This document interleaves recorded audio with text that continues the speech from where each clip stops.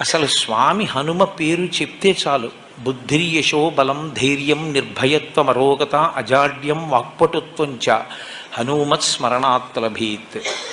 హనుమని స్మరించినంత మాత్రం చేత, హనుమకి నమస్కరించి హనుమని సేవించినంత మాత్రం చేత హనుమ యొక్క గొప్పతనం ఎక్కడుందంటే అజాడ్యం. ఆయనని సేవించినటువంటి వారికి జాడ్యము పోతుంది. జాడ్యము అంటే జడత్వము.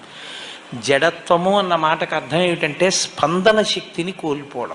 శ్రీరామాయణంలో రామచంద్రమూర్తిగా శ్రీ మహావిష్ణువు వచ్చే ముందే బ్రహ్మదేవుడు అనేక మంది దేవతల్ని శాసించాడు. రావణ సంహారం అంటే అంత తేలికైన విషయం కాదు.